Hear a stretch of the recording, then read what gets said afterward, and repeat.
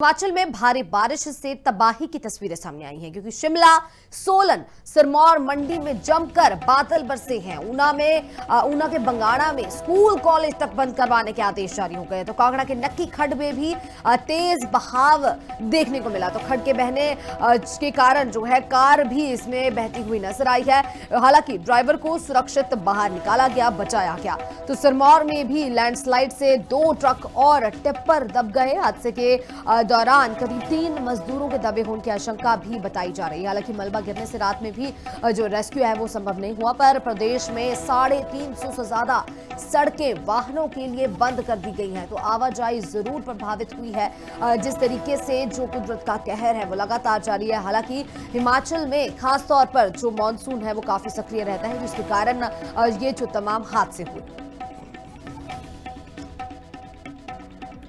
इसी खबर के ऊपर तमाम बातचीत के लिए मेरे साथ योगराज जुड़ चुके हैं लाइव शिमला से, जहां पर किस तरीके के हालात हैं हमें वो दिखाएंगे और किस तरीके का जो आज मौसम नजर आ रहा है शिमला में। जी योगराज। जी हाँ, बिल्कुल। आज की अगर मैं बात करूं तो हालांकि सुबह से बारिश का दौर चल रहा था, लेकिन अभी थोड़ा बारिश थमी है। सुबह के वक्त काफी तेज बारिश 1 घंटा हुई। कल भी लगभग 4 से 5 घंटे तक जो है वो लगातार बारिश हुई, जिसके चलते कई इलाकों में पेड़ गिरने की घटनाएं जो है वो शिमला शहर के जो अलग अलग इलाके हैं, सचिवालय के पास एक पेड़ गिरा, टूटू में पेड़ गिरा, एक गाड़ी उसकी चपेट में आ गई। इसी तरह से शिमला के तारा हॉल स्कूल के पास जो है उस नोव्यू के पास एक पेड़ गिरने से गाड़ी उसकी चपेट में आई।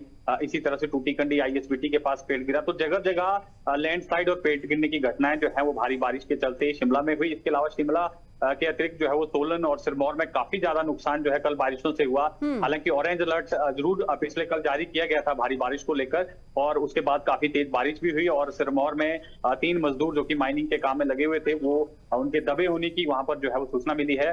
फिलहाल रेस्क्यू वहां पर चल रहा है और खोजबीन की जा रही है कि कितने लोग जो है वो मलबे में दबे हुए हैं। इसी तरह से चंबा, सिरमौर और मंडी में भी काफी ज्यादा जो है वो बारिश हुई है।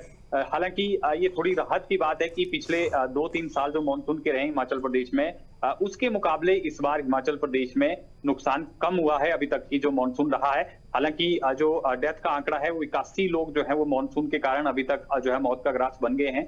और इस दौरान जो मानसून सीजन के दौरान ही एक्सीडेंट में जिन लोगों की संख्या मारी गई है 120 के आसपास वो लोग हैं। तो पिछले वर्षों की तुलना में मानसून इस बार थोड़ी राहत भरी रही है, लेकिन क्योंकि अभी भी लगातार बारिशों का दौर है और आज भी मौसम विभाग की तरफ से येलो अलर्ट जो है वो भारी बारिश का जारी किया गया है। कुछ एक जिले जिसमें सिरमौर, सोलन, शिमला, मंडी, कांगड़ा, चंबा और कुल्लू के जो कुछ इलाके हैं वहां पर भारी बारिश हो सकती है। इस तरह की वार्निंग जारी की गई है और पर्यटकों से खासतौर पर अपील की गई कि नदी नालों के करीब ना जाए, क्योंकि अचानक से कई बार जब बारिश बहुत ज्यादा होती है तो नदी नाले उफान पर आ जाते हैं और पानी जो है वो अपना भयावना रूप दिखाता है और कई बार जो है उसमें लोग बह भी जाते हैं। वैसे में सेल्फी के चक्कर में जो है कई बार लोग जो है वो नदियों के आसपास चले जाते हैं, तो उनको सलाह दी गई है कि आप जो है वो जाने से बचें और लैंडस्लाइड संभावित क्षेत्र जो हिमाचल प्रदेश में है वहां पर जाने से बचें। और अगर सफर जरूरी नहीं है तो सफर ना करें।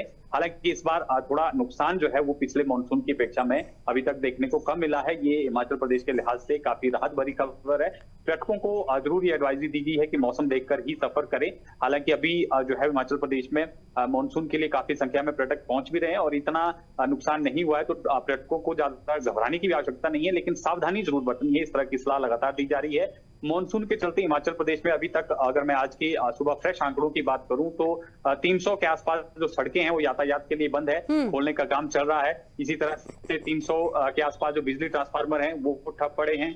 पेयजल की कुछ योजनाएं भी 50 से 60 योजनाएं जो है वो बाधित हुई हैं, उनको जो है युद्ध स्तर पर काम चला हुआ, उनको खोलने का प्रयास लगातार जारी है। लेकिन मौसम जो है वो लगातार खराब बना हुआ है, जिसके चलते इसको बहाल करने में भी थोड़ी बहुत परेशानी आ रही है। जी योगराज, ये भी जानना जरूरी हो जाता है क्योंकि अभी तमाम चीजों का जिक्र भी आपकी तरफ से किया कि किस तरीके से प्रशासन की तरफ से भी तमाम एडवाइजरी जारी की गई है और तमाम रूल्स एंड रेगुलेशंस भी बताए गए। हालांकि बावजूद इसके अभी अगर पर्यटकों की बात करें तो कितने पर्यटक वहां पहुंच रहे हैं? देखिए, पर्यटकों की संख्या हालांकि मानसून में क्योंकि पिछले 2-3 साल का अनुभव रहा है, ऐसे में पर्यटक हिमाचल प्रदेश में आने से कतराता है। और लैंडस्लाइड की घटनाएं हालांकि अभी भी बहुत बड़े स्तर पर नहीं हो रही हैं, लेकिन फिर भी लैंडस्लाइड, पेड़ गिरने की घटनाएं हो रही हैं, तो इससे पर्यटकों के मन में थोड़ा भय बैठता है। कमी जरूर आई है पर्यटकों की संख्या में मानसून के सीजन में, लेकिन पिछले वर्षों की अपेक्षा में टूरिस्ट अभी हिमाचल प्रदेश में रुक कर रहा है बरसात में भी। लेकिन संख्या जरूर घटी है पिछले वर्षों के अनुभव से। तो ऐसे में पर्यटकों को ये सलाह भी दी गई है प्रशासन की तरफ से कि आप एहतियात बरतें। हिमाचल प्रदेश में जो पहाड़ी इलाके हैं, नदी नाले हैं, वहां पर ना जाएं। इसके अलावा जो शहरी इलाके हैं वहां पर जो है पर्यटन पूरी तरह से सेफ है, पर्यटक वहां आकर वादियों का लुत्फ उठा सकते हैं। लेकिन मौसम को देखते हुए अगर मौसम बहुत ज्यादा खराब है तो सफर कम करें।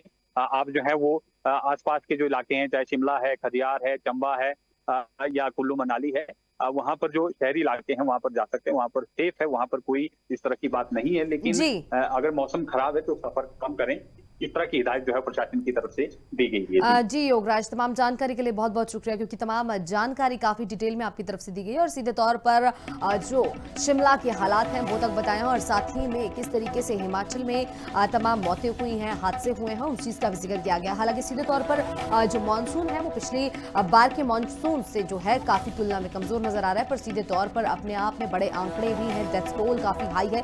पर दूसरी ओर जो तबाही है इस बार दूसरे जो पुराने मानसून रहे हैं उनसे कम है।